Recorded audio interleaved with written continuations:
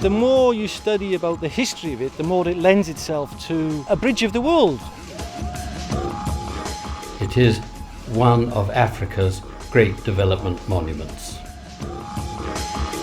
The chance of this bridge being given World Heritage status is absolutely amazing.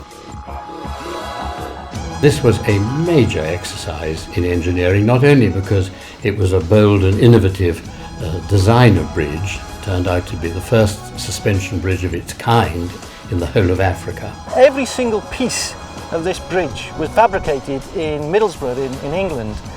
Then it was put on a boat and taken to Beira, which is 7,000 miles.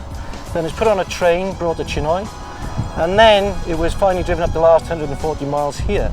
On a new road that had to be cut through the bush, hauled by heavy tractors up to this location. We had to make each piece quite small, only 700 weight, 7 tons, because they had to transport it. They couldn't bring in concrete mixers down this road that didn't exist because it just didn't happen in the 30s. It takes some 2 years to build from scratch once the site had been identified as being appropriate for the location of it. They had to construct huts out of corrugated iron because of the prowling lions and the leopards that they could hear.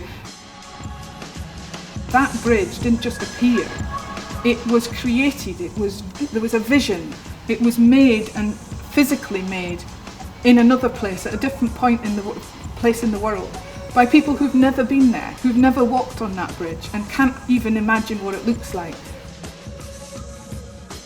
The bridge was opened in 1939, was designed by engineer Ralph Freeman and built by Dorman Long in Middlesbrough. Dorman Long, who were the contractors, previously had built the Sydney Harbour Bridge, and in fact the cables on the hangars came from the Sydney Harbour Bridge. It was the first time in the world outside America that the cables consisted of straight parallel wires rather than twisted. The Sir Otto Beit Bridge is still used today as an integral part of the one-stop border concept to build a major route throughout Africa. This bridge deserves World Heritage status because the more you learn about it and the more history, you find out that it's a very special bridge.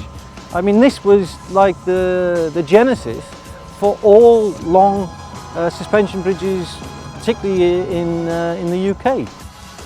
It merits World Heritage status because not only has it served its purpose and continues to do so for the benefit of the two countries and their peoples, but it's a historic structure and a very elegant one and a splendid example of the engineering of the 1930s.